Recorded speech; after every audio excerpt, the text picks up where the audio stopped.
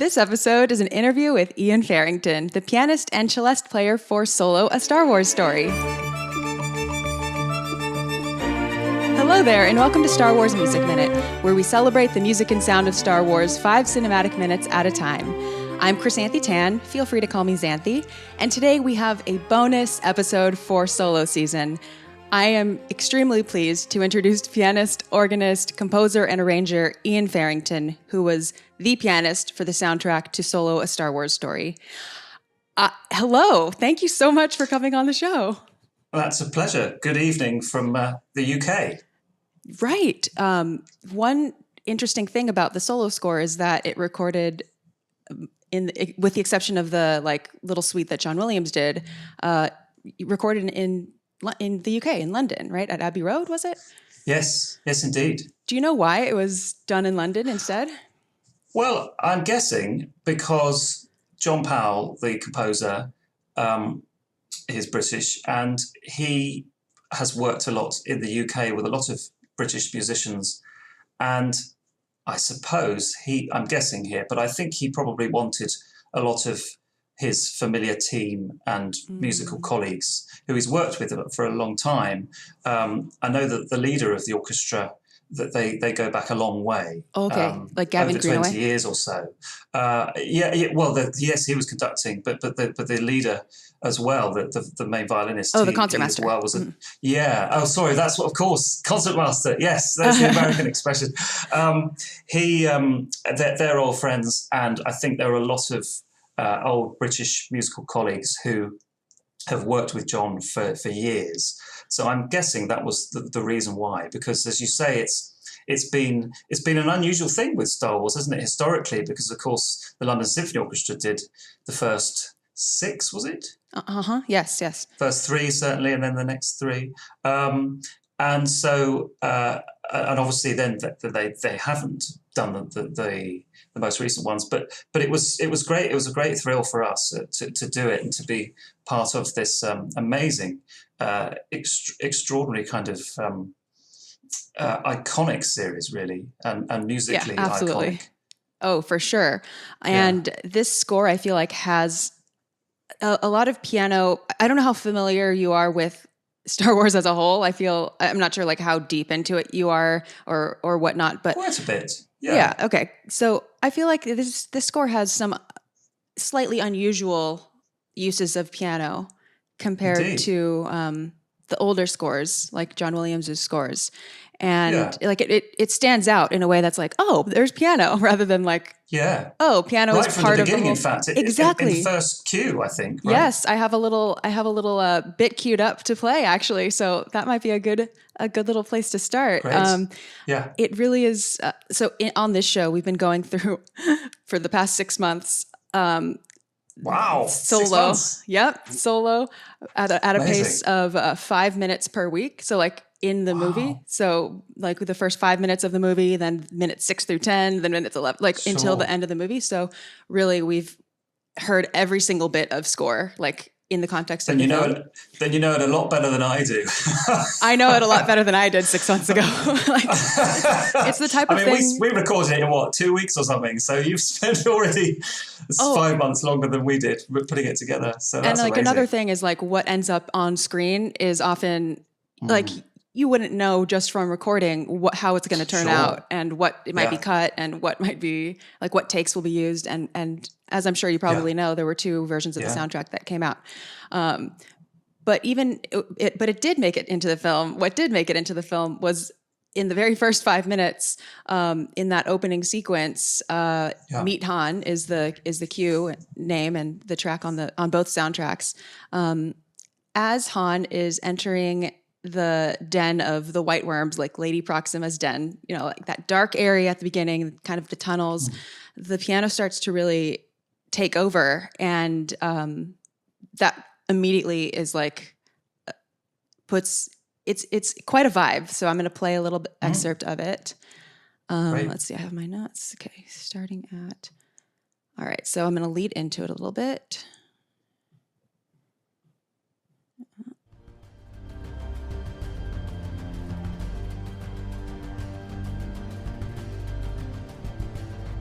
That's right.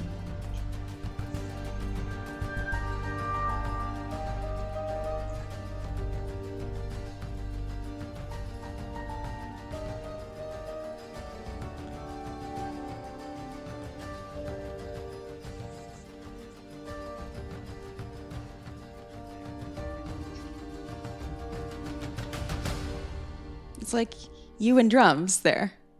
Basically. That's right. That brings back lots of lovely memories. One of the things I remember about that cue, so very often when we record piano, including one quite recently, one big film score I did, the piano is in a separate room and in a booth along with the harp. Mm-hmm.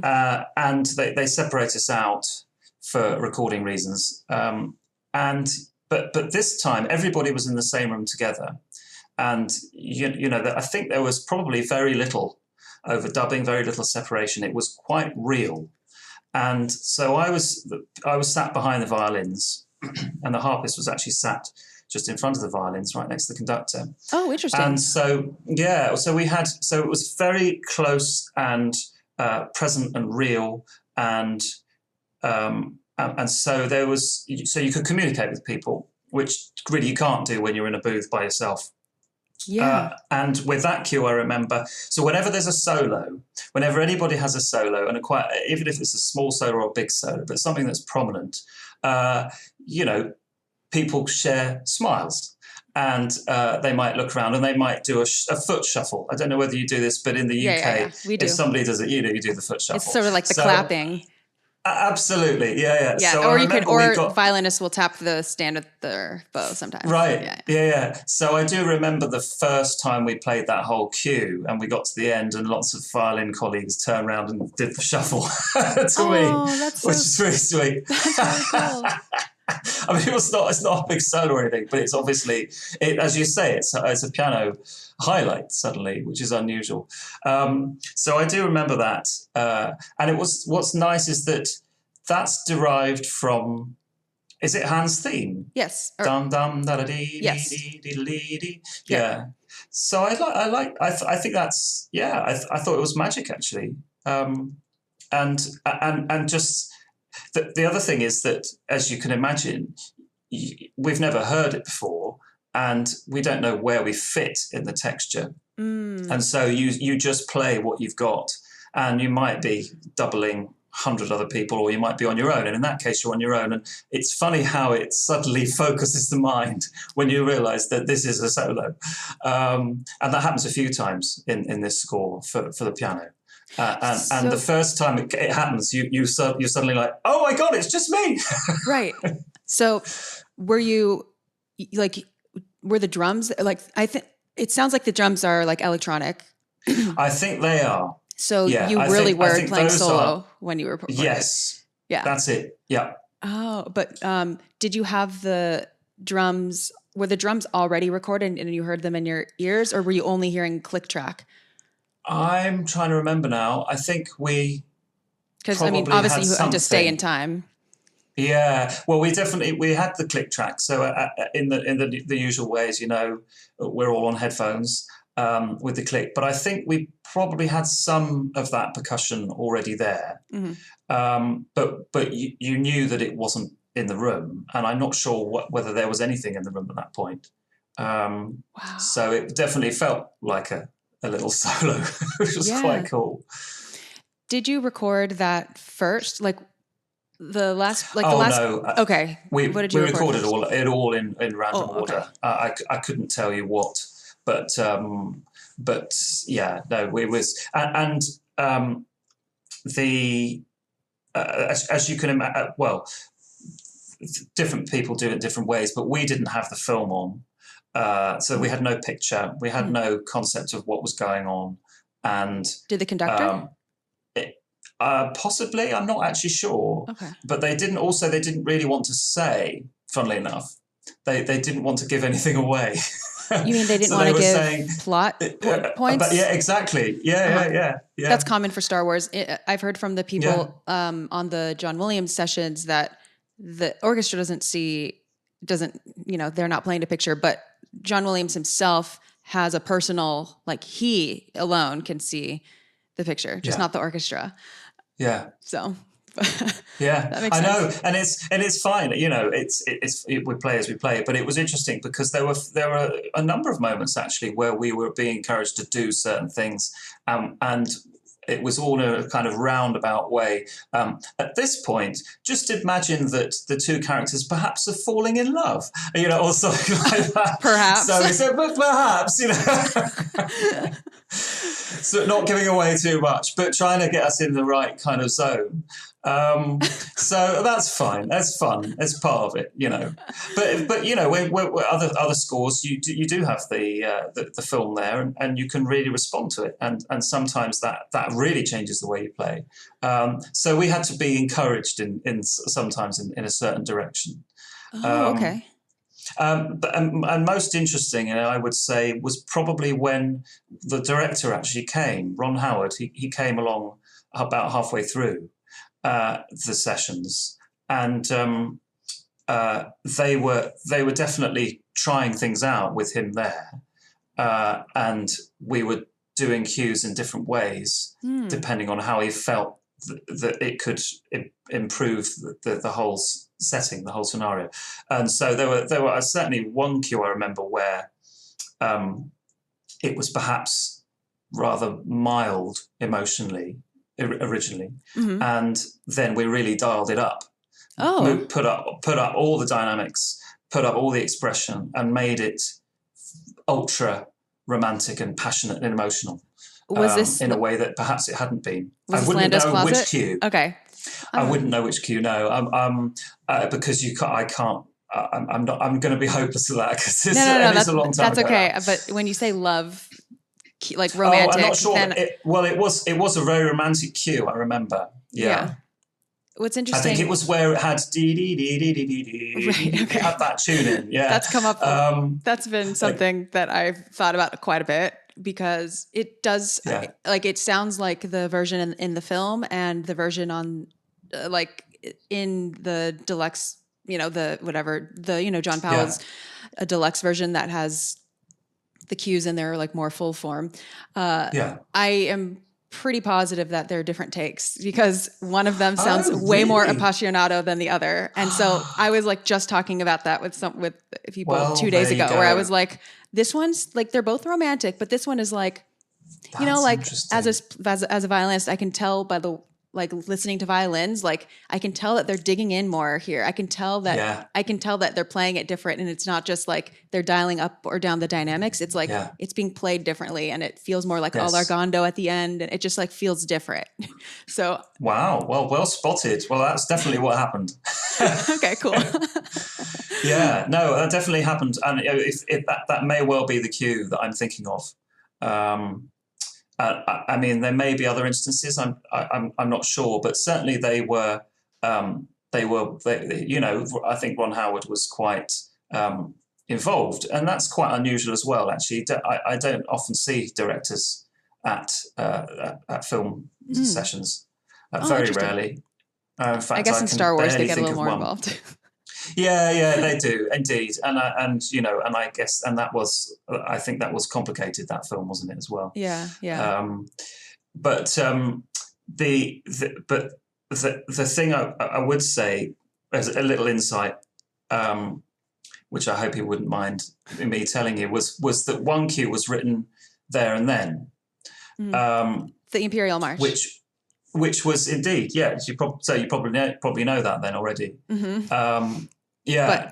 But if you have, I'd love to hear what your recollection. How did you know that? Is it on record? He has said it. John Powell has said it in the interviews. So very good. Yeah. So well, it was very funny at the time, because we braked for lunch and he came over to the piano with his assistant, and I was sat there eating my sandwiches, and he said, "Very sorry, but we've just got to write a little bit of music. So if we could just borrow the piano for an hour or so." I was going to say, is piano even on that? No. They just needed it to use. He needed a piano, and I was sat at it. So he sat at the piano, and actually I sat there next to him.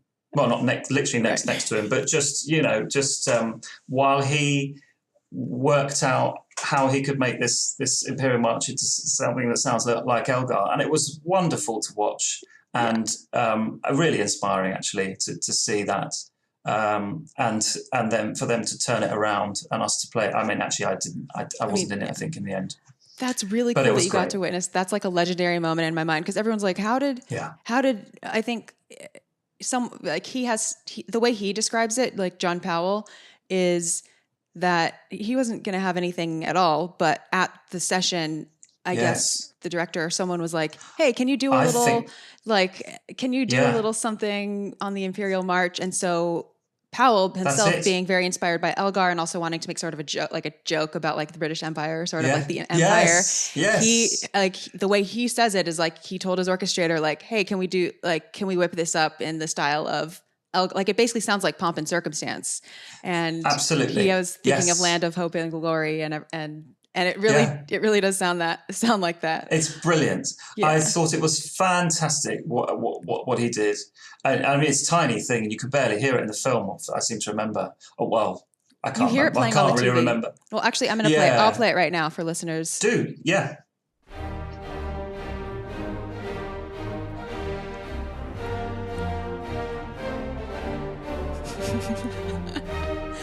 This part is super Elgarian. You could have graduated to this. That's fantastic.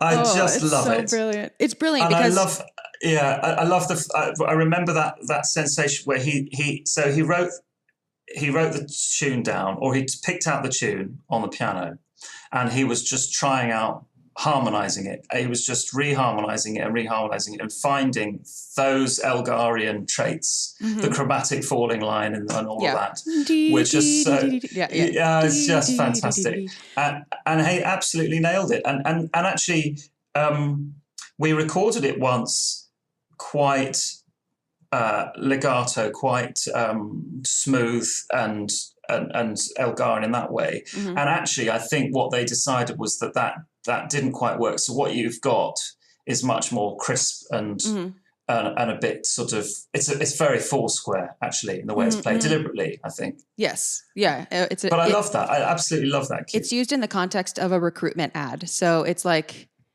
we hear it playing on like a screen, basically, like join the Empire, blah blah blah. And so it is out of it's out of the way enough that it's funny, and it's not like heavy-handed, in my opinion. Like other fans will have different opinions, but like I think fans sort of remember it as like, oh, it's the Imperial March in major, but like it's so much more than that. It's absolutely like the levels of the levels of You might be amused to know that the part that this turns up in the movie is the part that we covered in the minutes 11 through 15. These are the things you only know when you do this 5 minutes at a time. Right. And so the guest I had, Samantha Tripp, was actually working with her advisor, Frank Lehman, who's a film musicologist. And they were preparing a talk on the Imperial March, the diegetic Imperial March. So like I'll put a link in the show notes for listeners, but like their abstract is like it's all basically inspired by John Powell's Imperial March. It's let's see. Allowing a non-diegetic theme to slip into the realm of source music is nothing new. Ever since Siegfried tooted his own horn, composers of narrative multimedia have found ways for underscore to peek into the diegetic world. But while such moments of diegeticization provide yet another example of the eminently permeable fantastical gap, their ramifications often run deeper than a blurring of narrational levels, because when fictional characters hear their own music, it can provoke a rehearing for the audience. Indeed, the recontextualized source of such underscore as source music may turn out to reside as much in non-fictional reality as some fictional diegesis. And then they talk about the in-universe instances of the Imperial March, reimagining the minor mode leitmotif as a major mode propaganda. Yeah. And then how the parodic chromaticization of the theme in this other example in the TV show versus the nostalgic diatonic hypercorrection for Solo's military recruitment ad.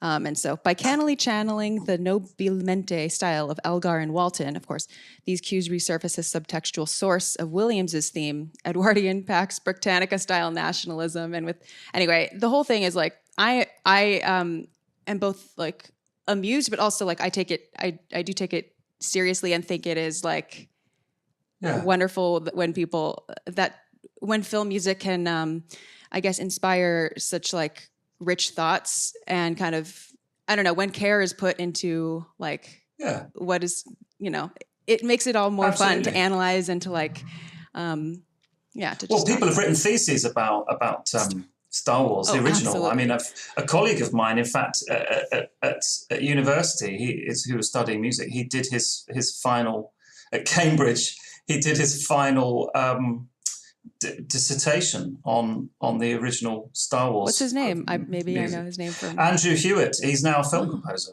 Great.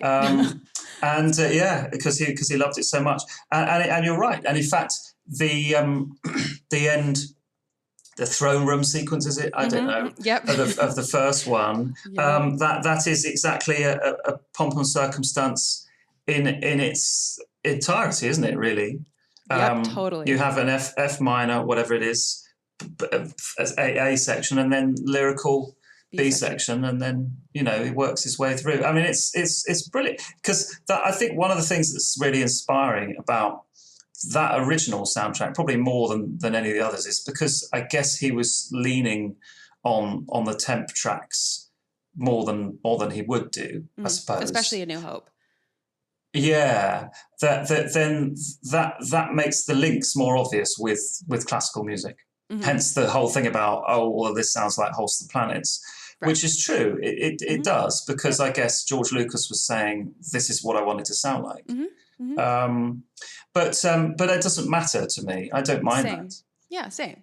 And also, well, in that case, Williams himself calls, there's a moment that he calls his Holst chords. Like he isn't trying to say this is my chords. He's like, these are the Holst chords. So and John Powell like is also, I find it interesting because Powell obviously in writing solo had to sort of embody some of what he channel some of John Williams, but also I feel like he natively has a lot of the same influences, so it didn't feel like put on to channel, say, Shostakovich or like Elgar or something. Like it doesn't sound like he's doing a parody of John Williams to me. It sounds like he is also pulling in Tchaikovsky here, or pulling in something else here, like from his own through his own filters. I mean, he wouldn't have been able to whip up an Imperial March quickly if he wasn't familiar with the source of inspiration. But anyway, going back to recording sessions, how did you originally like get the call to come in or whatnot? Do you do a lot of? Well, I've done quite a lot of it over the years. I'm on the list, I guess. Right. I mean, it's one of many things I do. I do most of my performing work, I guess, is in London with some symphony orchestras, but lots with chamber orchestras and recitals with singers, and I do a lot of work for the BBC and composing and arranging for all sorts. And amongst that, I do quite a bit of film session work, which is often at Abbey Road or Air Studios, and I've been doing that for 15 years now, I guess. And that one came in like it does sometimes, and I happen to be free, and I suppose it was quite secretive, that one, more than most. They were.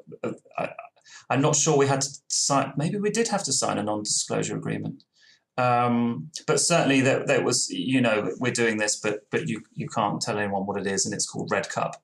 The music had Red Cup written on it. Wasn't that the holding title, though, of the film? Red Cup. I don't actually know, but that would be really funny. Because it was Red Cup. Isn't there like a brand of solo cups that are possibly? But look it up, because Red Cup was that was what it was written on the music. Yeah, and that was that was all the communication was about Red Cup. So that was what it was, and so I would, and I was free and delighted to do it, and lots of friends and colleagues were in on it as well.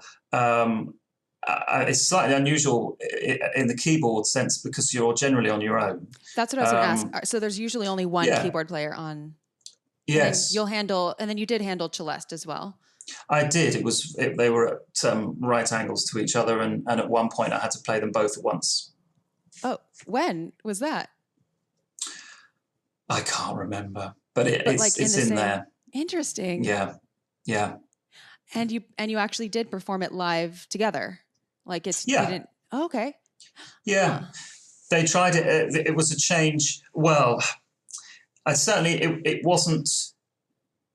There was one cue where it wasn't both together, and I think we tried it out with one hand on the piano and one hand on the celeste. I know it's funny. It's a very odd thing. It's a bit of a brain scrambled egg moment. But I remember I did it. Whether it's in there or not, I'm not sure. Right. But yes, but I did play both, and the celeste I remember having. I'm sure I had to play the dum dee diddly dee or something like that on it. One of the really very famous tunes. Did I? Yep, you did. Oh, well, thank you. Yeah. Thank you for the reminder. You're welcome. I wanted to confirm that. So, is it celeste on its own? Well, I'm about to play it, so we'll hear. Oh, wonderful.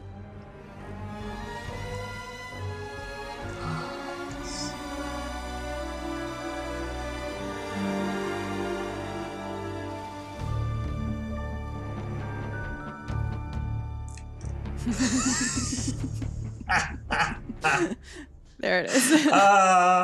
There's nothing better, I tell you, than playing one of the most famous tunes in film history. Right. There's nothing better than that. Really, was such a buzz when you turn the page and there it is. Classic, amazing. Must admit though, I will say that there was a genuine for me that was wonderful. But the biggest buzz that I had that week or week and a half, whatever it was on the cue that is all recollections of the original Star Wars tracks. You'll know the cue name. Reminiscence Therapy. Is something. Yeah, Reminiscence Therapy. Mm-hmm. Right. And it's a long one. And we did run it. We did actually run the whole cue once. And a lot of it's fast, really hard. Yeah. Notes, bars, scampering by. It's crazy. It's a ridiculous so violin exciting. part. Yeah. Absolutely. Yeah. Completely nuts. And I remember that you none of us have heard this, and we're all just reading, and then suddenly there's a really famous bit, and you're like, wow, I know that. And you've got to keep going, and then it's really easy to get lost, of course, because you're just, if you stop concentrating for a second, you lose your place. And I do remember that one was an unbelievable buzz. It was like you were suddenly in the film, that those films that you know so well from childhood. Because I'm as old as Star Wars, I have to admit. I was born the year it came out, the first one. Oh. Yeah. 1977. Yeah. So that one, I remember it felt like you're on the most amazing roller coaster, and you kind of didn't want it to end. But equally, you had to hold on because otherwise you'd fall off. Oh, totally. So that cue is so special. Because it was just hearing all those familiar bits all at once was just fantastic. That's one where the piano. Were you on piano or celeste there? I'm probably on piano, but I'm not sure you will hear it because there's so much going on. Right, you're more like there. in the fabric of the ensemble there. Yeah, because it's all the classic stuff. Yes, and it goes through like so many of the familiar themes, from the asteroid field to Here They Come, Death Star stuff, but it kind of pivots so quickly that you can't just switch over completely. Like you have to just be very vigilant when all the changes are happening. Yeah. You mentioned the violin parts. A lot of them were divided so that, you know, there were two lines, and they were amazingly detailed and virtuosic and fiddly. Sorry, that's a terrible pun, fiddly. But you know what I'm saying. They were so kind of intricate. And I think one of the things that I would say from my tiny experience of having been involved with a Star Wars is that those scores are always have been beautifully intricate and detailed and in that classical mold, I think, of you know, care, orchestral care, rather than a broad brush approach where you just you just chug along or you just hold sustain lines, because string parts can often be, you know this, they can often be quite boring. Yes. If you're just holding the you know, the holding the harmony or whatever. Right. And that was really not the case from what I remember. And I just remember, because I was sat behind the violins, that theirs was the part that I could see. And, you know, you'd play a cue and you'd then hear 30 violinists going back over it and trying to practice the really hard bits. Let's all do what that uppos sounds there. like. Yeah. Like exactly. passing notes from the front to the back, like, hey, yes, exactly. okay, we're gonna DVC this like 2 bars, 2 Yes. bars, just split it up. Yeah. Oh, I totally know. You know all about it. Absolutely. So and I loved that, actually. I think that's great, because you're really engaging the talent that you've got there. Because, I mean, look, they had such a great team of musicians there. They really did pick some of the best players. They had the then principal trumpet of the London Symphony Orchestra, Phil Cobb. They had Richard Watkins, one of the great horn players, David Pyatt, another one of the great horn players. You know, it was full of first-rate players, and they were used well. I mean, the trumpet writing is amazing. I was just so bowled over by what he had to do. It was phenomenal.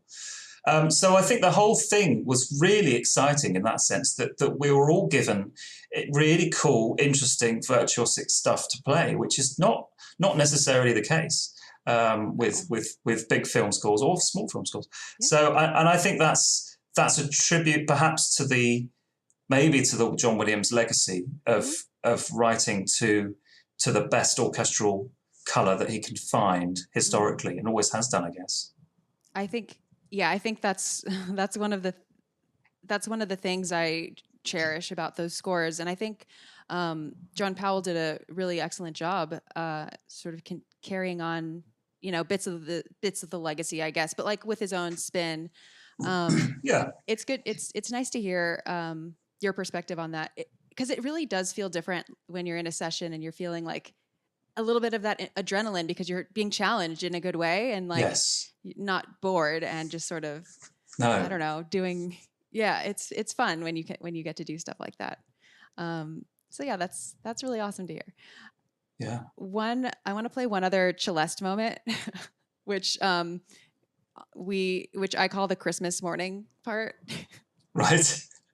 Okay. This is in Tell L3. me more. Okay. Yeah. This is in L3 and the Millennium Falcon, and it's when we are about to meet the Millennium Falcon for the first time. Oh yes. So we have this bit of a lead up.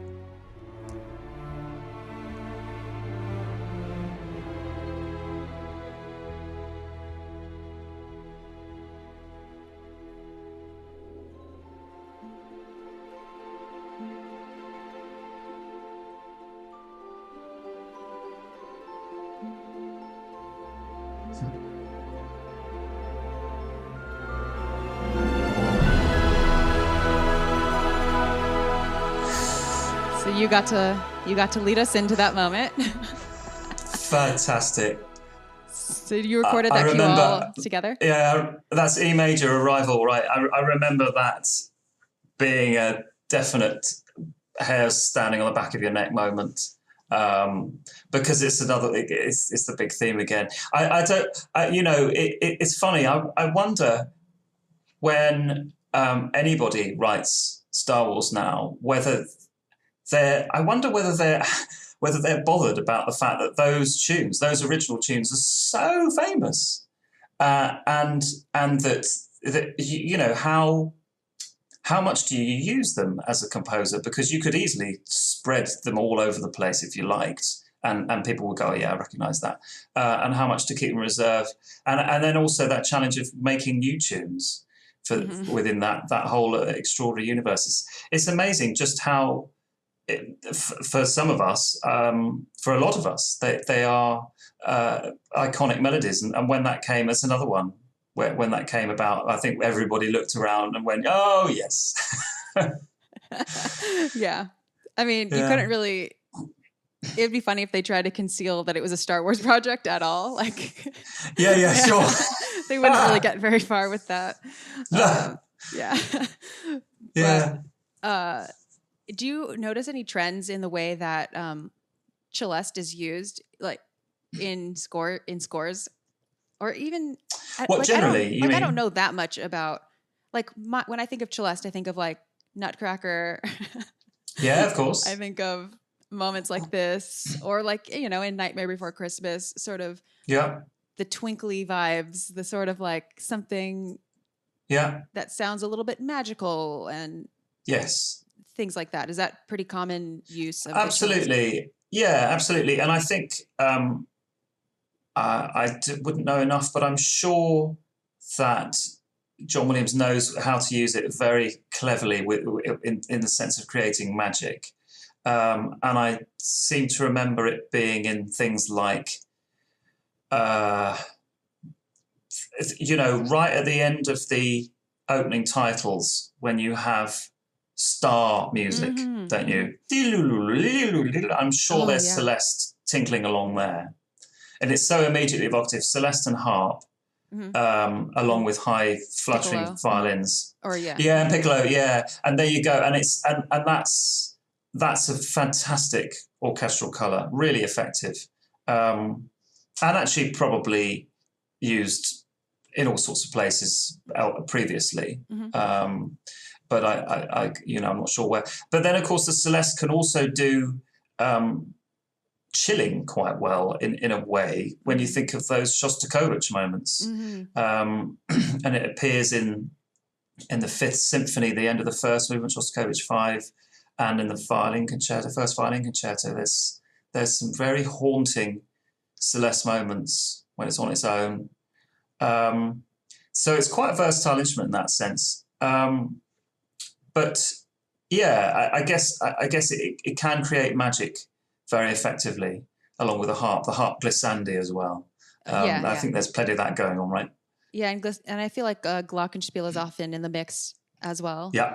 Do you prepare, like, did you get the music in advance, or just? Yes, we did. Yeah, we got sent PDFs, and that sometimes happens with in fact, quite a lot. I get, if I ask, I get the music sent through. I quite like to look at it beforehand, because if you do have something really hard to play, you don't want to be sight reading it on the day. Right. Is that unique probably to the piano player, or would you say? No, I think. Do you know? I'm not sure actually. Okay. Yeah, I guess it would depend.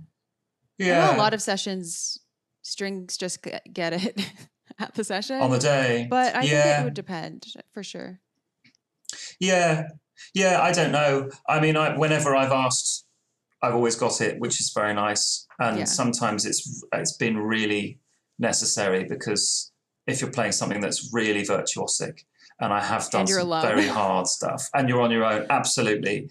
I remember years back playing for a video game which was kind of a rip-off of Harry Potter, and I can't remember what it was called. And so was the score.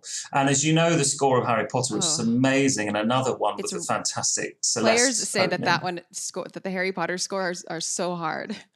Fiendish, absolutely. And the Celeste part that doubles the violins, not sure whether you've ever had to play the Hedwig's theme, but it's the one with the scurrying E minor scales. Oh yeah, that's dum bum, and then you got so fast. Yeah. And that's doubled. That's violins and Celeste doubled. Oh my god. Yeah, all over the place. Fantastic. I didn't record that, but I know colleagues of mine who did, and that was fiendishly difficult. Yeah, to very magical effect, but brilliant. Yeah, I love those. The two that he did for those, I think, are the best of the series. Me too. 1 and 3. A Prisoner of Azkaban, I think, is extraordinary. Actually, that's a really amazing score. Yeah, and there's a lot of Celeste, and it's Harry Potter. So there are so many different ways to like mix and match sections of the orchestra. Yeah. Like the orchestra can produce so many different colors, and I guess like growing up, I played piano as well as violin. But for me as a pianist, that like orchestra, violin was my thing for orchestra. Like to play piano in orchestra is not something that most pianists get to do. And it is because it's like only one pianist can be in an orchestra. Yeah. And growing up, like a youth orchestra might not even like have pianists all the time, or it might be, I don't know. You know, I was more focused on just my solo stuff, and then orchestra is violin. But like, when did you start playing in orchestras, and how do you approach like a recording project with an orchestra differently from like one of your many solo piano or organ projects? Oh, sure. Well, certainly it's still quite unusual playing keyboard in a symphony orchestra. Because, as you know, it's just not it's a lot not of in not most. all the pieces it's have not, it. Yeah. No, it doesn't really come into its own until the 20th century. So you're not going to play anything from Beethoven to Mahler, apart from the odd celeste parts in later Mahler. But I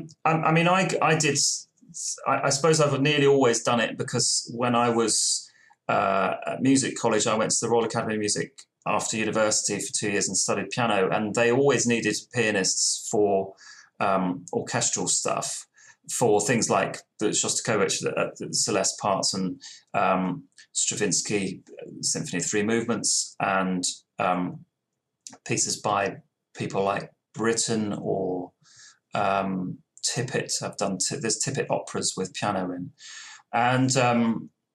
and I think I did stuff like that, and I did quite a lot of contemporary music as well, and I have done, which there's a lot of particularly difficult contemporary music very often has piano in for some reason, or keyboard parts. So I've always done quite a lot of it. The challenge is that it's even though the piano can be a very loud instrument, it's very easily lost in the texture. It's quite hard, particularly if people don't balance it right, or the composer hasn't balanced it right. You can very easily disappear, and the tendency can be to overplay and to play loudly and to bash. And I do know that some orchestral pianists kind of lose the touch, if you like. They become so intent on projecting that you kind of find that their sound is all about the ping rather than about the beautiful rounded tone. And so you have to be kind of aware of what sort of sound you need to make, but that it's important. I find it's really important to keep the soft touch, because that is in demand a lot now, particularly as there's a whole kind of almost a whole genre of there's whole sample libraries that are dedicated to soft piano, for sure. Exactly. And so I find that composers really need that a lot. I'm generally asked to do that in film sessions more than play difficult stuff. It's I'd say about 75% of the piano writing that I have in film scores is PP, and it's with the pedal down, and it's hardly and it's hardly there's a handful of notes, but they've all got to be beautifully weighted, and the tone's got to be so perfect and pearl-like, diamond-like, whatever, and that's fine. That's great. It's funny though. It's not that easy. I know. Right, because you've got to create an evenness of tone in a melody, and you've still got to phrase. And I suppose the challenge is also that there are probably a lot of samples now of pianos that have taken a lot of the higher frequencies out. And so the piano sounds very kind of like there's almost no front to the sound, that it just sort of goes wah, which is amazing. But of course, that isn't how the piano works. There is a front to the sound. And so you're having to try and create the sound that people might have heard a lot with sample pianos, as you say. And that's, as I say, that's something very common and quite a challenge, but certainly doable, and certainly something that I think I have to work on to keep good, to keep in kind of under control, if you like, is the really softer end of the dynamic, which, as in fact, I think in this film, I suppose are probably the most prominent moments that are for the piano are at the softer end of the dynamic range. Yep, that's the reason I tweeted you to begin with, which is why the whole reason you're here is because I had heard you're playing on Dryden's Long, Long Fight, which I will play in a little bit. And I was like, oh, it's a very soft moment. And, and I'm used to the orchestral setting of a lot of like really heavy moments and a lot of, I don't know, it like surprised me a little bit to hear this, I don't know, to hear your sound, which is very beautiful. And also, like, it's clear from your little solo moments in this score that it's like very intentional. It's, you don't have when you hear a solo piano in a film score, it's not by accident. It's like been designed to have that, especially when you're playing so softly that you don't hear that by accident. No. I want to go back really quick to what you said about the samples. You said often sample pianos will be missing some of the high end. Do you mean like the high frequencies from the overtones and stuff? Is that what you mean? Yeah, I think so. Or at least that's what I'm guessing from what I've heard when I've listened to temp tracks. I've not been sent very many, but occasionally when we are, or when I hear them or I'm played them in very occasionally you're played a temp track and you can tell that the piano sound is extraordinarily mellow. Mm-hmm. It's been dampened hugely in some cases, which is quite hard. As I say, that's quite a challenge, particularly depending on the instrument you're playing. And if you're playing on a big Steinway Grand, which is what they have in both Abbey Road and Air Studios, that they are set up to make a big sound. Yes. And so you have to really search out the right touch, and you just have to practice. It's funny, there's not many notes, but you have to sometimes spend as long working on that as you do on all the virtuosic, tricky stuff. Oh, absolutely. Do you find it hard to recalibrate your touch based on the piano that you're playing on? Like, you'll practice at home on a certain piano that you have, and then go to a studio and have like a different I don't know, instrument, which is something that something about piano playing that is just so stressful. It's like always having a different instrument. Absolutely. No, it very much is. And when you get to Abbey Road and Air Studios, that it's going to be fine because they're first-rate pianos. And generally in major concert halls, the same. But when you go slightly off the beaten track, you don't know what you're going to get. And sometimes they can be really challenging and really hard and difficult in lots of ways. Pianos can have a completely different weight. Sometimes they can be ultra light, which means that it's really hard to play soft because it responds so quickly. And sometimes they're the other extreme. They're very heavy, and so you have to work very hard.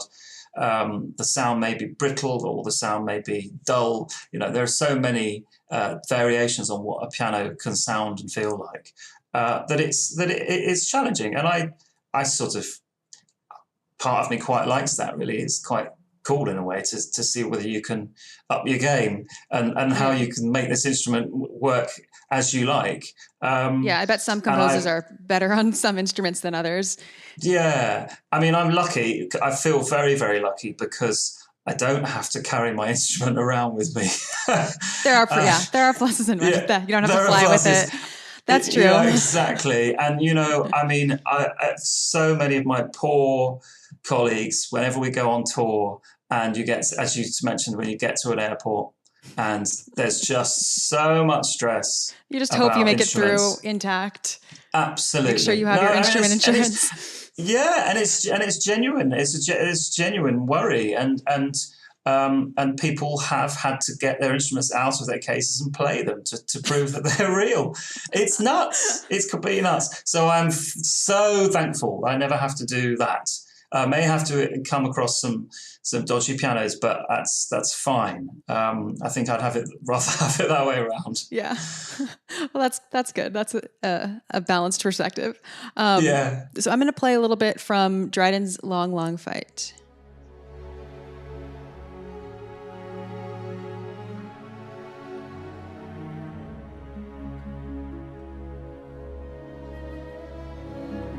This is when Han and Qi'ra are having their final moment together.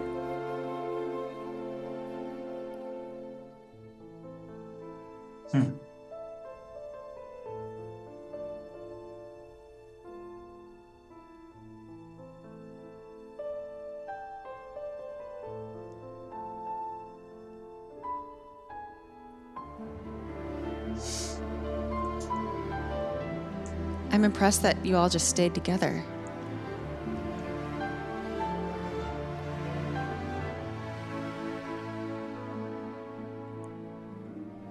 Oh, gorgeous. Yeah.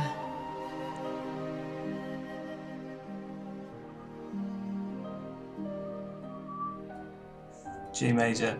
Oh, it's so good. And he modulates again. That's such a gorgeous moment. It is. And he modulates a lot. Like, so and special. I love it. Mm-hmm. Yeah. It's very cool that you got to play that. Absolutely. That was another moment where, again, I didn't know what was, you have the notes in front of you, but you don't know what's around you. And it's just piano and, I guess, violins holding a note or something. Yeah. At the beginning there, they're just sustaining. Mm-hmm. And again, there was a lot of looks, a lot of shuffling of feet in the first time through from my colleagues. But that one was, I seem to remember we had the click going, but actually, I think we probably kind of came off it, actually, because listening to it, there's no way that's on click. Yeah, I was very curious so to what extent there was click, I think it must have been something, but I think it may well have been off click with conductor on and follow the stick, something like that. I'm not sure. Follow the baton, if you see what I mean. Yeah. But I mean, listening to it sounds. I love the fact that it's got that freedom of expression and that wonderful romantic aching over the bar lines. I think that's fantastic. Yeah. And that's just such a dream to be able to do that in a film score, because so often you can't. With film composers, they have their click and they go to it. Yep. Like this stood out to me as like I don't know, one of the few potential moments where there may not have always been a click. And so the flexibility of this part really stands out.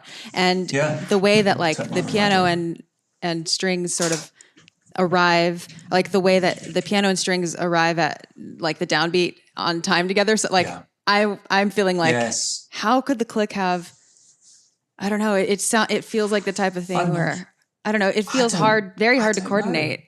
That and I mean, as I say, we're all in the same room, and so we can all see and hear each other, and with conductor, and I wouldn't be surprised if we just did it lots of times until we knew what the kind of expression we would need to make and wanted to make for it to be effective, and then just sort of did it. Yeah. And whether we had click on or not, I'm not really sure. I'd be surprised because it would be changing all over the place if we did. Yeah. I'm not sure, but I do remember that bit very clearly because it's so wonderful for a start, and also because it's such piano led. And I think we worked on it in detail. I mean, we did that with everything actually. I think with these sessions that everything was really gone into in depth. We had the time. They gave us to the time rehearse before doing it rather than just absolutely. Yeah, and that's I do really remember nice. that bit. We probably spent an hour on that. What you just played. I wouldn't be surprised. I want to play because it needs it because it does it's going to be. It's so exposed. Good. Yeah. Right. Yeah. And it's such a tender, delicate moment. That would be one of those mistakes that really stands out, or not mistakes, but just it's so dialed in. Yeah. You can tell that a lot of rehearsal went into it. The way I hear it is it kind of has 3 different parts almost, in terms of. Well, I guess I'll just start playing it again because sure. First it's when you start, like you said, we're about to get into it. The strings are just sustaining, so you can drive basically here. Yes. So the strings don't have to be in time; they can wait for you. Yeah. That's it. And then yeah. So this whole first part, and now when they enter, there's time. Yeah.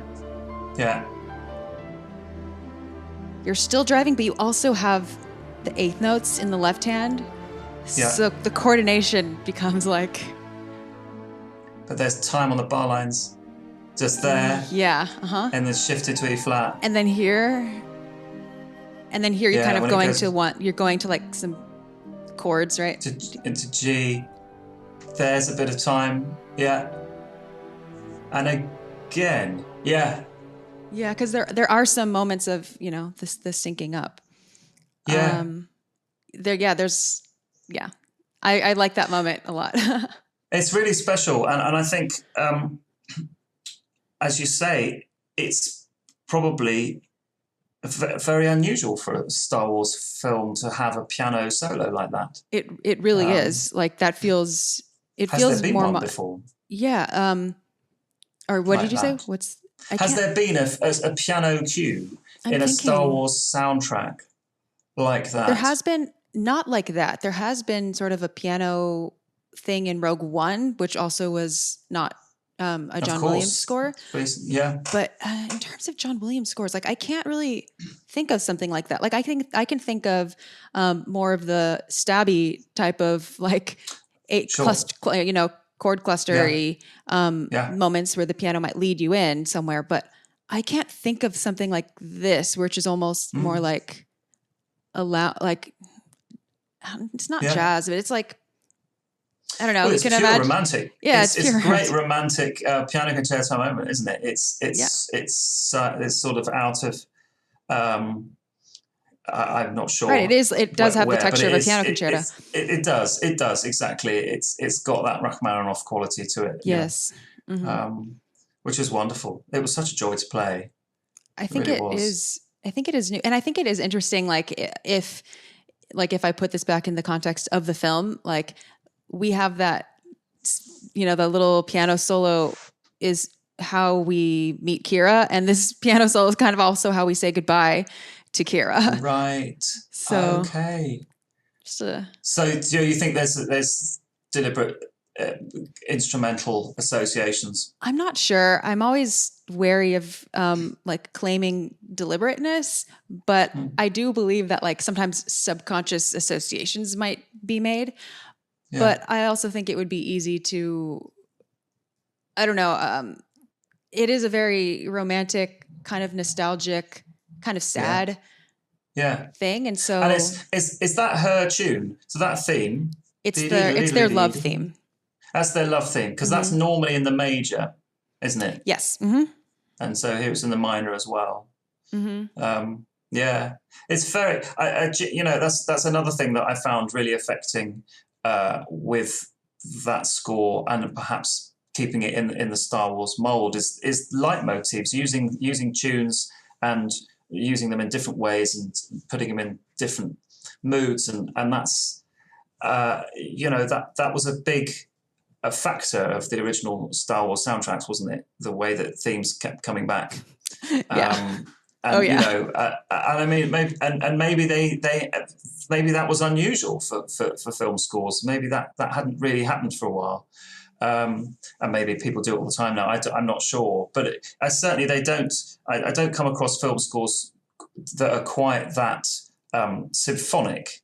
That's a very symphonic thing to do, isn't it? It's taking a motif, taking a theme, an idea, and chucking it around and expanding it and cutting it up and throwing it in the air and putting it in a blender, if you like. For sure. And that's it's very rewarding when you're playing something to hear themes coming back in different ways, because you can then relate to them, and you can then feel that you're taking these themes as characters on some kind of a journey, even if you're just playing the notes.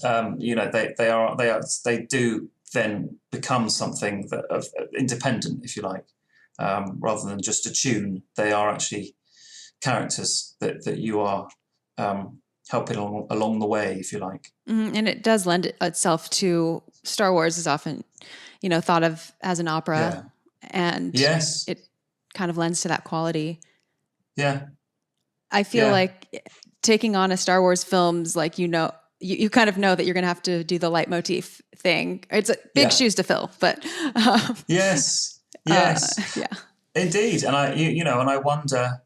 I suppose I wonder what the whole future of them now is. Now they've done, another 3 and plus more. Where it'll go. Who knows? Who knows? It's down to money and Disney and all the rest of it, isn't it, really? Yeah. Okay, so I have a few more questions for you. One of them is, how many days did you go in for recording? I can't. Roughly. Not sure. But it was about 10 days, I think. Oh, that's a lot. Yeah. Oh, okay. Something like that. Yeah. And the thing I remember as a small insight is that the first day of the session was forecast to be the worst snow in decades. And we were all advised to book hotels near Abbey Road studios so that we could start. And a lot of people did. A lot of people booked hotels right near Abbey Road, and we were all there. And there was very heavy snow for a few days, which caused havoc across the country. But we all managed to get the sessions in because everybody was either nearby or worked out travel plans. I was fine. We were all fine, actually. But yeah, we were advised a few days before there's going to be a massive load of snow coming to hit the UK, and it's going to cause a complete standstill because we have a transport system that tends to collapse when things like that happen. Oh, okay. So so we were fine, but there were a lot of people who were staying in St John's Wood for the night or a few nights. How far away is that from London? So St John's Wood is just North London, which is where Abbey Road sits. Okay. And so even though you all lived within the vicinity, just this type of thing is unusual for LA. Not just because of the snow, but because the snow, yeah, sure. But also because driving and whatever. Yeah, well, most of us take the train and the underground, and I don't live in London, and most of my friends and colleagues don't either.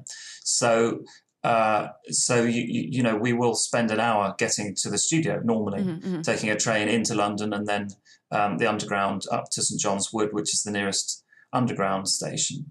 And so if there's a problem on the trains, you can lose half your string section because they're all stuck. So I do remember that being quite unusual, that we were all advised to stay nearby or to really keep a close eye, because we were told that there was no way that the sessions were going to be delayed, that they were fixed. And so we all obliged, and it was fine. It all worked. Wow. And we all had, snowball fights. Oh, hopefully there was the heater inside. Yeah, well, no, it was fine. We didn't get cold, and actually, we've had the opposite. Just lately, we've had terrible heat wave. Same here. Sure. Yeah. Yeah. Okay. Another thing is, like, what sorts of tools would you bring to a recording session, like, or a scoring session? Like, you don't have to bring your instrument, obviously. Do you bring your own music, or do they provide it? Do you bring your own headphones, or do they give you everything? So they provide you with the music, and they provide you with headphones. Some people bring their own headphones because they have their own preference for what they feel comfortable with. Because that's a particularly personal thing, isn't it? And some people may have. I suppose there have been times where I've printed out my own music if I've felt the need to, if there's been a lot of work, a lot of hours gone in, and fingering markings and all the rest of it. I don't think I did with this one, but I sometimes do. And that's it. And generally, they're all very clear now about, particularly since COVID, they have very strict rules about break times, because we have to have break times for cleaning, or we're used to, and so it's all very, very organised and getting in around the studio, and who's where and all the rest of it. So it's completely like a military organisation. It's totally. Everybody knows exactly where they've got to be when and where. I would say it's which like makes that life very easy here too. Yeah. Well, is it like union rules over there, like it is here? Yeah, I think so. You have to take your breaks you have to take your breaks and everything. Yeah. How do you hear? Can you hear yourself when you? Because the That's piano, hard. the sound comes out from so far away from you. So are you just hearing yourself in your own monitor mix, or do you have one ear like violinists do? So we don't have So we don't have a monitor mix. I generally have because we have headphones like you're wearing, and I generally put the right ear half off, and try and kind of catch the sound that I'm making that way. So you kind of have a little bit of a delay with hearing yourself. Yeah, it's hard. That side of it is difficult, I think, for everybody, because you're not hearing completely your own sound, and you're not getting your own sound back necessarily in the monitor. Well, it depends. You can ask for it. You can ask to But hear you'll get your section sound normally, or your desk. Yeah, and they're absolutely on it with everybody's individual headphones. They can give you any kind of mix you like. I'm not so keen on that myself, because I'd rather hear it live, rather feel what I'm making, and have a direct connection to the sound through the keys. But yeah, it's hard, and you kind of your ears are a bit funny after a while, because you're hearing one thing and then you're hearing half of another, and and that's just the nature of film scores, and I guess we all do it. It's the nature of anything where you have to have a mix. Everyone does have such a different preference, and you could get, like, I've played whole shows where I'm basically only hearing click track and maybe just the strings super, super loud, but I have very little awareness of, say, guitar, or say something else, or whatever. Just like I'll hear, well, for myself or for violin, the pitch reference is really important. So I'll, want to hear things where I can at least make sure I'm blending with pitch, but then it's really like, you have to go through a few different, you have to titrate it a little bit, like, okay, not that much. Okay, well, now I'm losing the tempo. Okay, so let's make me a little loud. And then inevitably this engineer's like, well, I can't make everything loud. We are going to have to bring some things down now. every time. Yeah. I mean, one of the things that's very good, particularly with people who've done this a lot, is that everybody is very responsive and very happy to ask for particular things. So a common thing is, can we have more click, or can we have less click at this point? And can I have more harp? Can I have more piano? Whatever. In fact, that I seem to remember that can happen quite a bit, and probably happened in this. His harp, the harpist may say, "Can I have more piano?" Because we're doing similar things. If there's anything that's figuration, it's really useful to be able to actually lock in with each other in that sense. Is that reciprocal? Would you want to hear more harp as well? Yeah, exactly. And they do, and it's so fantastic that the way that works. And I guess that means you get absolutely perfect ensemble. It's really interesting going back. I remember this at the time we recorded, going back to the original recordings and looking at the video footage, wasn't there, of Empire Strikes Back sessions, which they did in London. And I'm guessing, if I'm not mistaken, there's nobody on headphones, there's no click, there's a big screen at the back, and John Williams with the bars going down, and he's just doing it, and the whole thing is real and live and kind of quite visceral in that sense. And you can sense that in particularly the first film, that I think it's not disrespectful, but that there are ensemble moments where it's not quite together, and it's just how it was, and it's wonderful. I love it. We wouldn't do that now. We could. You wouldn't get away with it. Yeah, now the level has to be much higher. Things have to be really together. But I hear like mistakes, but I call them like signs of life. I like them. In the original trilogy, where I'm like, it reminds me like, it's an orchestra playing. Like, it's an orchestra. Yes. What do you? Yes. And I love hearing an orchestra, so it's cool to. Totally. Yeah. Totally.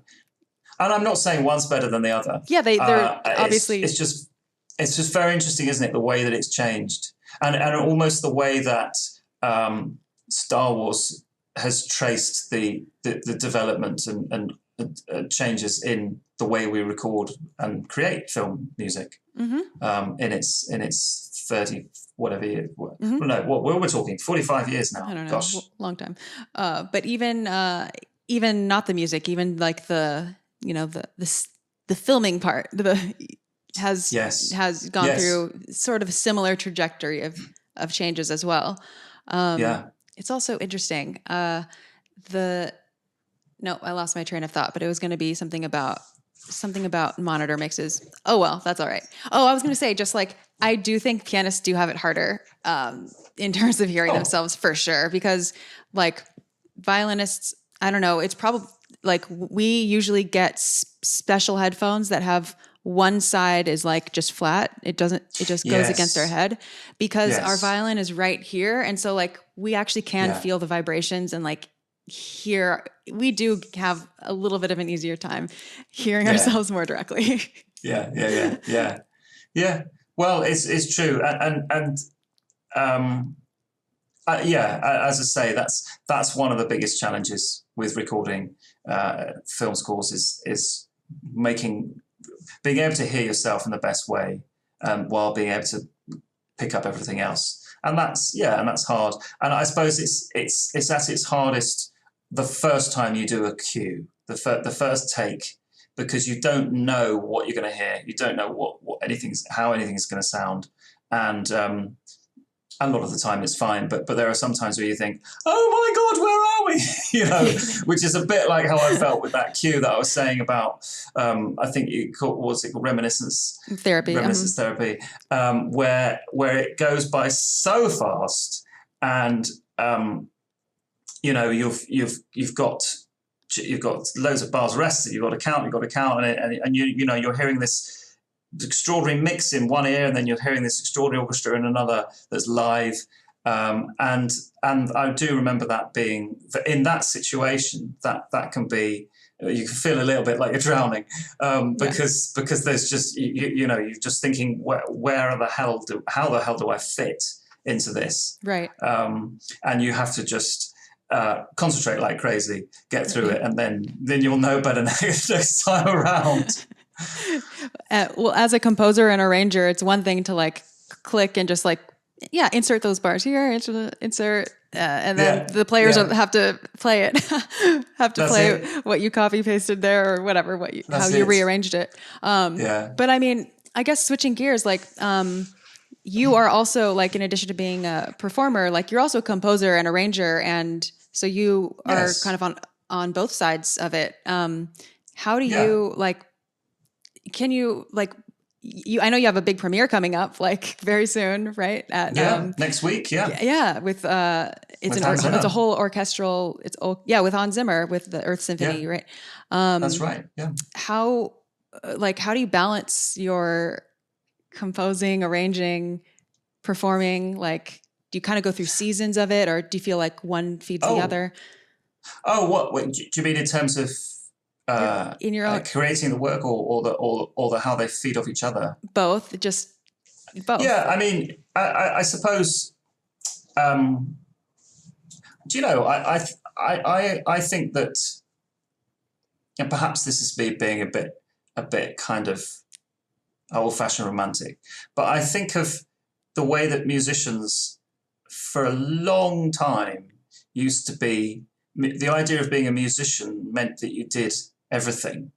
And I'm thinking back to Bach, and I'm thinking of Henry Purcell here in the UK, Monteverdi, musicians who were running choirs and church choirs and local orchestras, and they were working for monarchy princes, and they were writing music, and they were performing it, and they were conducting, or from the keyboard, the organ.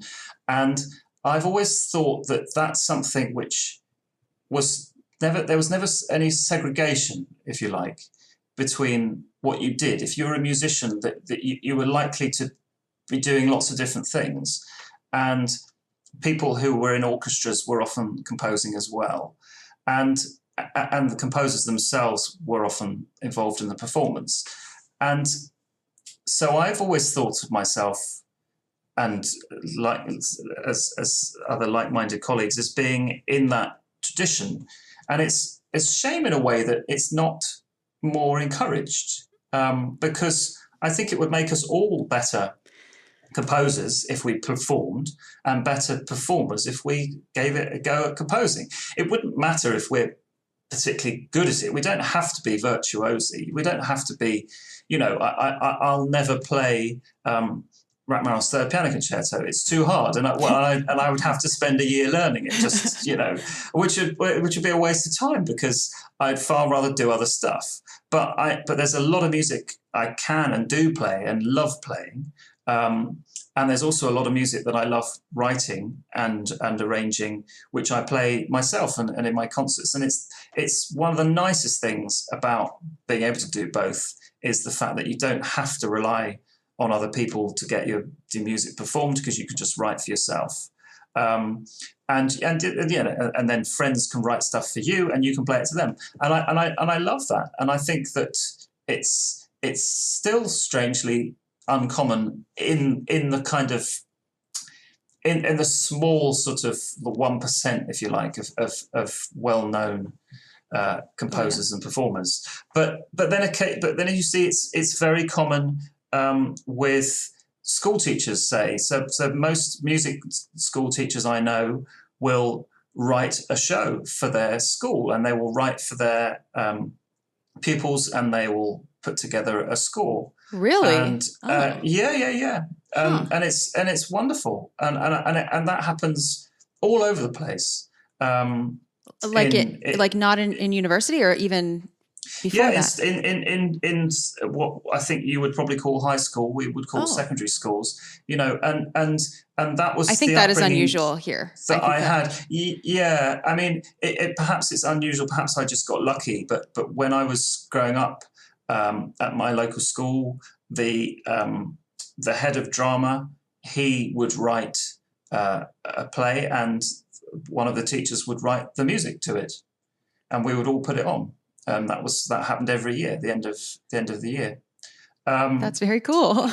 And it is very cool, and they would be performing it as well. And so I suppose I think that being practical as a musician is so important and so useful to what we are about, which is about this amazing art form that's been going on for probably as long as human beings have been crawling around in caves and writing on walls. It's this idea of sharing what you can do with sound and putting that into music and what that can do to us as human beings. And I think that if we can harness our skills in lots of different ways, then we can do some really good imaginative things. And that I suppose is a side away from the academic side of things, because the whole university approach, it can be rather restrictive, and it can certainly. I had this when I went and studied piano as a postgraduate. I was always still then writing and arranging stuff, and I didn't get any encouragement from any teacher whatsoever to do that, because I was there to study piano, and it wasn't really until I left education completely that I properly started composing with intent and purpose, and I've been doing it ever since quite happily, because then it doesn't really matter. You don't have to prove anything. So it's funny, but that was a long time ago now, and it's fine. I love everything you've said, because I feel the same way with myself. Okay. And so it's nice. Yeah, it's nice to hear you talk about that. I mean, growing up, I didn't compose growing up, or didn't ever think of myself as like mixing those things, or like when I think about it, like even if I'm, preparing a concerto or something, my violin teacher never like gave me permission to write my own cadenza or anything. It would be it'd be like, okay, and then you're playing the Tchaikovsky violin concerto with the such and such cadenza. Like it would be just like, and for those listening, like the cadenza traditionally, like in a orchestra or in a concerto, is like the part where the performer gets to like make it their own and like improvise and whatever. So like the improvisation, depending on the era, especially in Baroque and everything, like improvisation has been like part of classical music. Like, I don't know, tradition. Like it hasn't always been this, what a lot of us think of as like a very strict, like every note is on the page for you, like no creativity. It hasn't, it doesn't have to be that way. And I like composing. I like performing. I actually graduated from a program that was performer composer. So cool. Yeah. So wonderful. Like, so it is encouraged in some spaces, but like also my school is considered more of a little bit more like alternative, like on the new music side of things. So like not all schools are willing to do that. But yeah, I mean, I'll arrange. I do a lot of, pop work. I'll do, I'll perform I'll perform another composer's piece. That's cool. I'll write something for another performer. That's cool. I don't need to just be a composer or just be a performer. And I've even been getting into music criticism these last few years. Like, I feel like a lot of, and I'm a writer as well. So like, there are lots of adjacent sort of areas that I feel feed into each other, and it's not necessary to niche, to use like a business marketing, like to find your niche or whatever. Like I just find it helps to just, I don't know, I just want to do all of it because. Great. And all power to your elbow, because that's fantastic, because that's what more people should be doing, and it would make us all better musicians and better people if we did, I think. Because we've all met the neurotic soloist, or well, maybe we haven't, but certainly I have. We have. And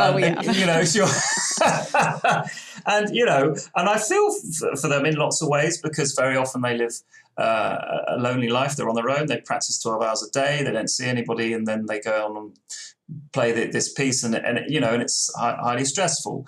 And and I don't, and and they may well be highly rewarded for that and garner lots of accolades and so on.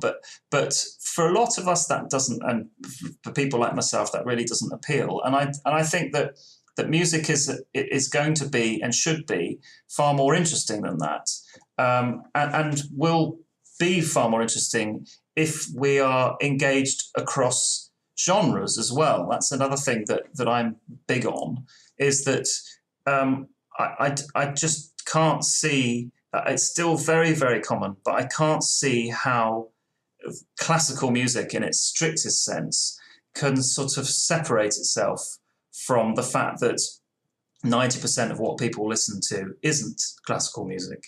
And I'm not saying that we should all play pop. I'm just saying that we have to acknowledge it and take part in it, and jazz and folk and rock and whatever, you name it.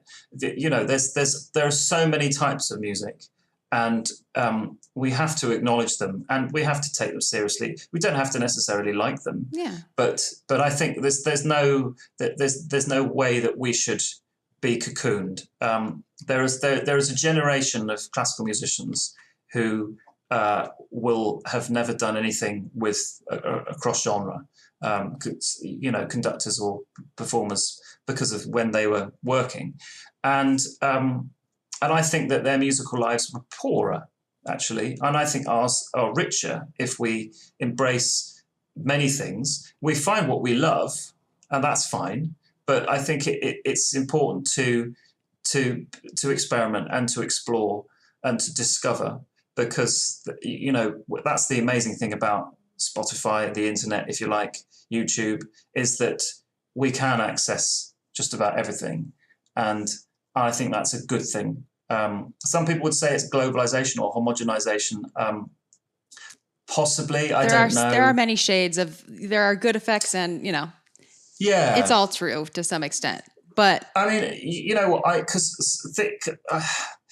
I've done some really obscure things. Like I've played the Mahler Symphony. I arranged the Mahler Symphonies for piano. I saw that. Which is where I did them the same year as we did solo, actually, in 2018, and performed them in London. And I've been recording them here and putting them on YouTube.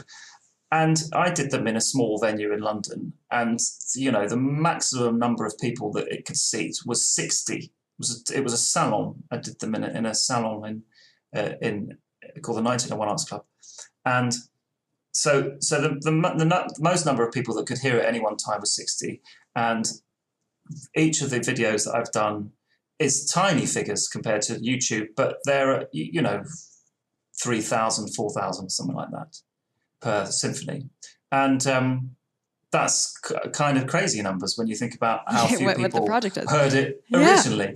And I love that, and I get people who email me about them from all over the place, and because they love Mahler's music, and because it's making Mahler's music accessible for people who play the piano and or who want to study it in a simple score. And I love that, and I think that's really it's so encouraging, because there's so much crap. Sorry, cut that word, expletive. There's so much rubbish, and there's an awful lot of junk.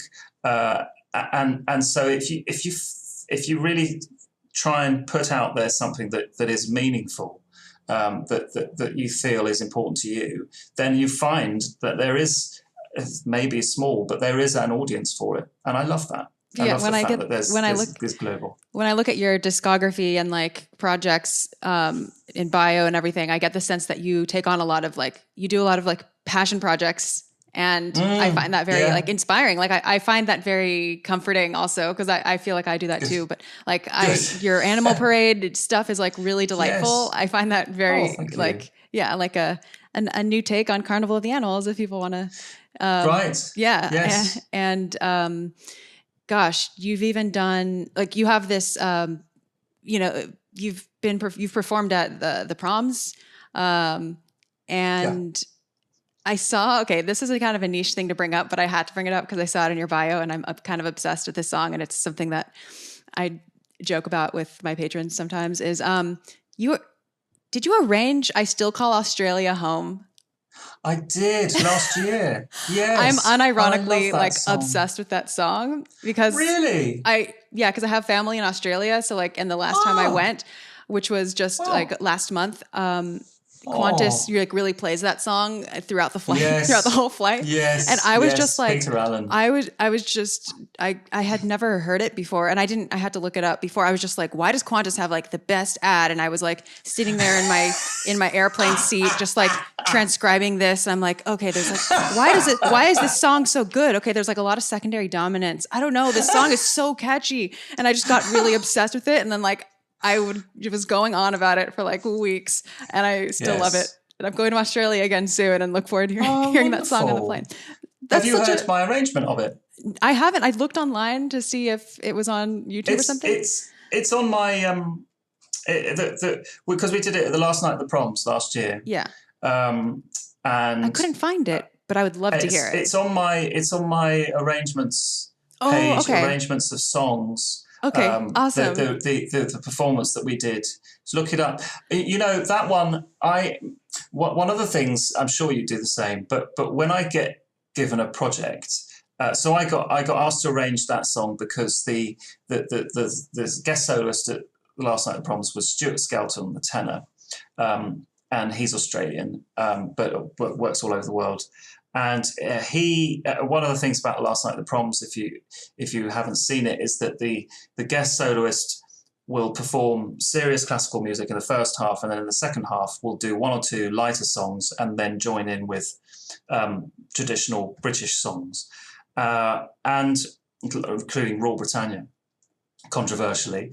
Right. And and Stuart wanted to do I Still Call Australia Home, and the thing about that song, so I got asked to arrange it for the orchestra, and I play the piano in it as well. It's the verse is just with piano. The thing about that song is that I got you're gonna laugh because I've never been to Australia, but I got very emotionally attached to it. Yeah. Because I found it. I was so moved by Peter Allen and what he meant to Australians, the fact that he died of AIDS, I found very poignant. I found the fact that at that time things were still very shaky in terms of travel and who could go where.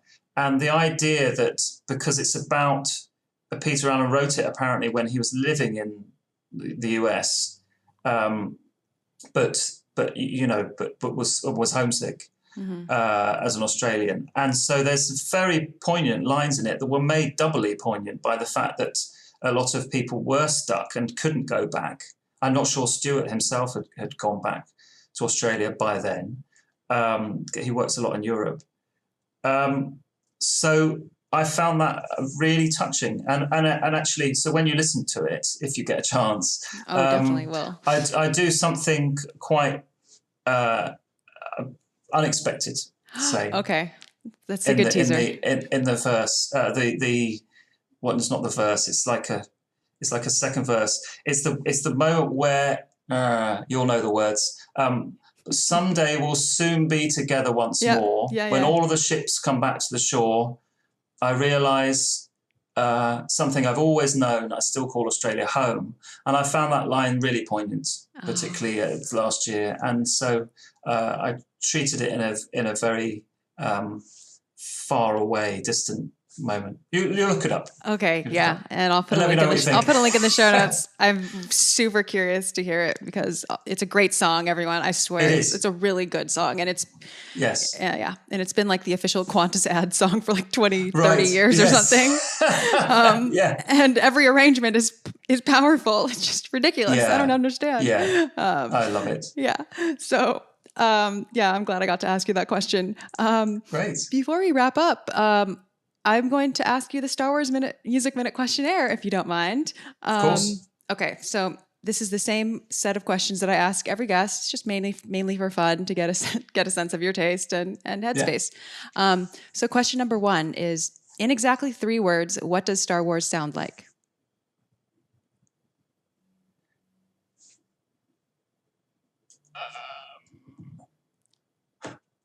I would say that it would be That's an Orchestra. Oh, that's so good. With an underlining on that. Oh. That's an Orchestra. Oh, I love that for many reasons. Great. Okay, question number 2. What is something related to Star Wars music or sound that you're curious about or wouldn't mind learning more about? I'd love to see the original sketches of John Williams, the original sketches for the first film. I don't know whether they exist or whether they're in an archive somewhere. I'd love to see them. That'd be amazing. They should. Do you know be in whether an they do? archive. John Powell has said in interviews that when he took on this project, he got to see the original sketches. Wow. So they do exist. And in interviews, John Powell has said, like, he's seen the original sketches and it's like, it's all there. Like, how is it just like all there? Like, Really? like also by hand, because John Williams Yes. has always written by hand. He's just like, Yes.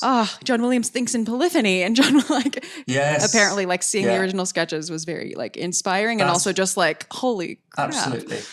Yeah. I love seeing sketches of any composer. I've done a lot of work on Elgar, and I've been to and most of his stuff is at the British Library in London, and it's so special seeing sketches of anybody's music. And once I was taken down to the basement in the British Library, and I was shown Schubert, Beethoven, Handel manuscripts that are in this temperature sealed room with white gloves, and it was amazing.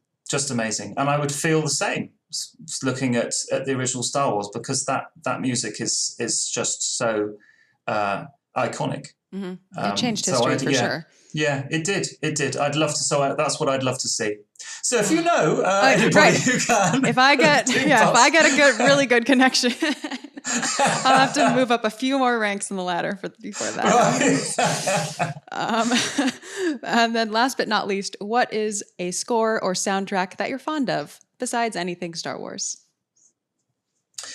Do you know, this perhaps is boring and predictable, but I'm going to stick with John Williams and say E.T. Because it's just so beautiful and sad and gorgeous and so brilliantly structured in the film. The way he holds back the main theme right until about halfway through, and he hints at it, and it's just wonderful. I think that's very special. That's I suppose the most listened to film soundtrack that I have. That I haven't aside from the film, if you like. I've listened to it probably more times than I've seen the film. Yeah. Oh, so, I adore that sound. Oh, I adore it so much. Yeah. Also good piano moments. There are, including the very end, right? The opening credits, closing credits. Huge piano moment, yeah. Yes. So I mean, John Williams does write a mean piano as a pianist himself. He does, yes. But he he held back in Star Wars, which made John Powell's reintroduction, I guess, of piano so interesting. Yes. Wow. Well, thank you so much for having this conversation with me. It's been a pleasure. Yeah, it's been a pleasure for me Thanks as well. for having me. Where can people can you direct people to listen to your work? I know you have a lot of places, but well, my website's the best bet, which is iainfarrington.com. Perfect. And I've got various things on Spotify and on YouTube as well. I have a YouTube channel which has the Mahler. Some videos of the Mahler, but also I've got videos of me playing arrangements of ABBA and Gershwin. Oh, cool. Yeah, I've done Money, Money, Money. That's a virtuoso in a kind of Lisztian, Liszt meets Gershwin style. Oh no, that I have to hear. Look it up. Listener's Liszt was like the original pop star, maybe, perhaps. I don't know. Yeah, exactly. He certainly was a pop. He certainly was a star. Which is where, if you know the Phoenix album, Listomania, that really was a thing. Like with Franz Liszt, Listomania was like a thing I remember learning about in music history. Like, and then little Listomania craze. Everyone was obsessed with Liszt. So for sure, yeah. Brilliant. Yeah. Well, listeners, you can find Star Wars Music Minute on all the places that social media is. And you can join the Discord server, link in the show notes.